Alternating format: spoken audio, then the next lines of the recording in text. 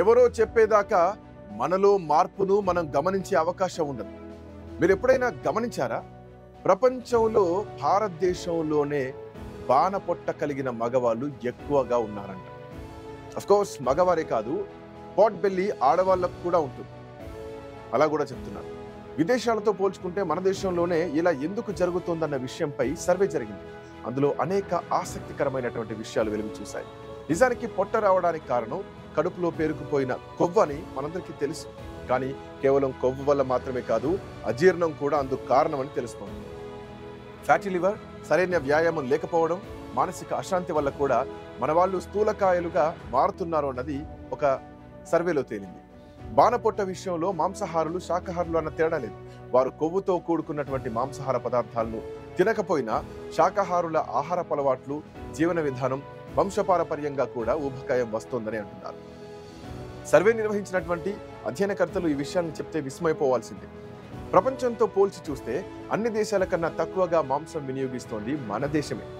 వేలాది సంవత్సరాల చరిత్రను పరిశీలిస్తే మన వాళ్ళు మాంసాహారం విషయంలో దూరంగానే ఉన్నారని చెప్పాలి.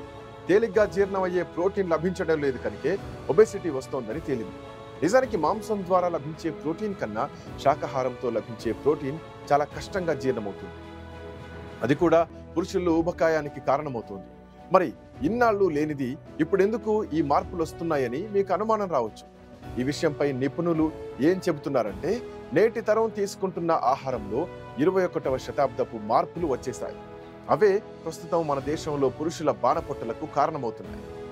అపరిమితంగా వాడుతున్న చక్కెర, అనేక రకాలైనటువంటి సీడ్ ఆయిల్, పలు రకాలైనటువంటి ఫుడ్ స్టార్చ్, అట్లాగే పౌడర్లు, అన్నిటికన్నా ముందు భారతీయులు ఎక్కువగా ఇష్టపడేటువంటి వరి అన్నమే బాణపొట్టలకు కారణమవుతున్నాయి. అన్నంలో అపరిమితమైనటువంటి కార్బోహైడ్రేట్స్ ఉంటాయి.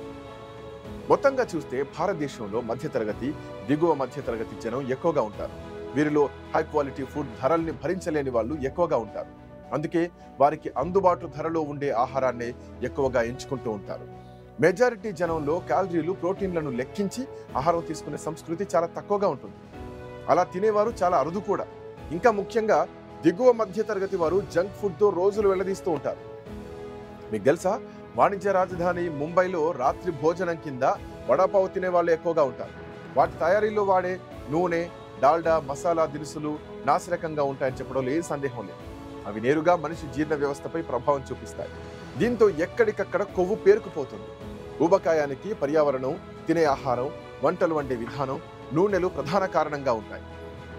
ప్రపంచవ్యాప్తంగా జరిగిన పరిణామ క్రమాన్ని చూస్తే పారిశ్రామిక విప్లవం తర్వాత గ్రామీణ ప్రాంతాల్లో వారి వారి సాంప్రదాయక ఆహారం, వాడే నూనెలు ప్రధాన పాత్ర పోషించాయంటున్నారు చరిత్రకారులు.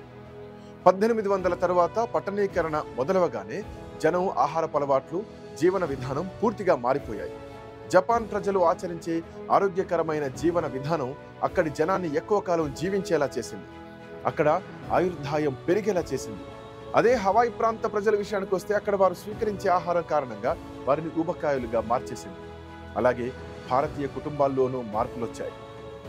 ఎగ్జాక్ట్లీ, ప్రాచీన కాలంలో భారతీయులు పాటించిన విధానాలను నేటి తరం మరిచిపోయింది. పాశ్చాత్యుల ఆహారపు అలవాట్లను అనుకరించడం ఇప్పుడు మొదలు కావడంతో ఊబకాయం వచ్చేసింది. కల్చర్ మార్పుల వల్ల భారతీయుల్లో బాణపొట్టలు తప్పడం లేదు. పోల్చి చూస్తే వేరుశనగ, కొబ్బరి, ఆవ నూనెల కన్నా ఆలివ్ ఆయిల్ శ్రేష్టమైనదిగా చెబుతారు. ఆలివ్ విత్తనాల నుండి ఆలివ్ నూనె తీస్తారు.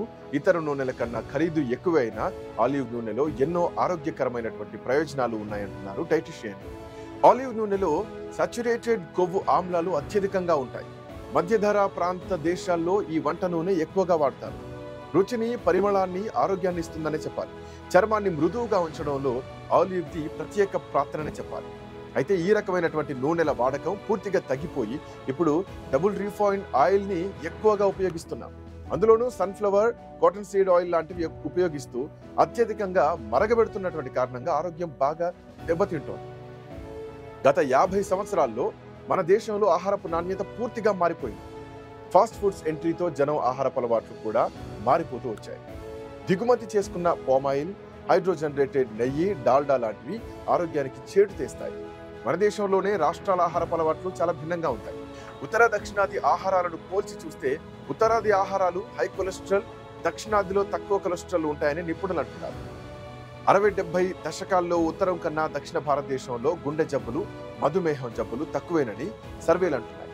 అయితే దేశవ్యాప్తంగా ఆహారపు అలవాట్లు ఎప్పుడైతే మార్పులకు లోనయ్యాయో, జంక్ ఫుడ్ సప్లై చేసేటువంటి కార్పొరేట్ల ప్రవేశంతో దేశం మొత్తంగా ఆరోగ్య సమస్యలు మొదలయ్యాయి.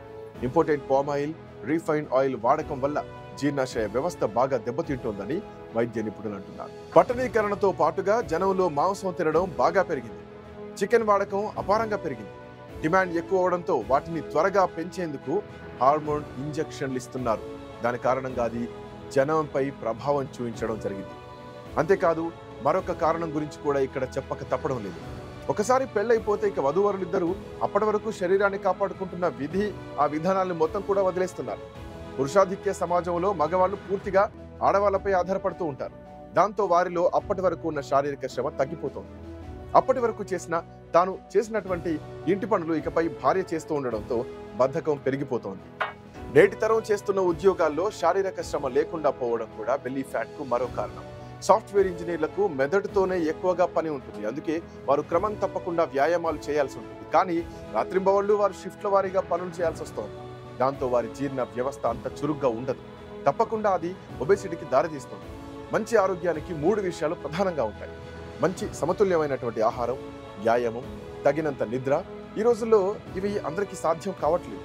ఈ 3ంటిని బ్యాలెన్స్ చేసేవారు ఫిట్నెస్ కలిగి ఉంటారు. దాంతో పాటే వారానికి ఒక రోజు ఉపవాసం చేయడం కూడా శరీరానికి ఎంతో ఉపకరిస్తుంది. కానీ ఈ రోజుల్లో 24 గంటల పాటు ఏమి తినకుండా ఎంతమంది పనిచేస్తారు? కనీసం 8 గంటల పాటు శరీరానికి నిద్ర ద్వారా లభించే విశ్రాంతి అవసరం ఉంటుంది. తద్వారా శరీరం తనను తాను రీసెట్ చేసుకుంటుంది. కానీ స్మార్ట్ ఫోన్ కారణంగా జనానికి సరైన నిద్ర కరువైపోతోంది. ఒకసారి నిద్రంటూ పోతే అలారంతో పని లేకుండా శరీరం తనంతట తాను నిద్రలేచే పరిస్థితి రావాలి. అలా లేని పక్షంలో మనం నిద్రలేమితో బాధపడుతున్నామని అర్థం. కానీ నిద్రను ఆపుకోవడానికి నేటి తరం కాఫీ తాగడం, ఛాయలు తాగడం అలవాటు చేసుకుంది. ఎంజాయ్ చేసేందుకు ఆల్కహాల్ బారిన పడుతోంది. బలవంతంగా నిద్రపోవడానికి స్లీపింగ్ పిల్ సహాయం తీసుకుంటోంది.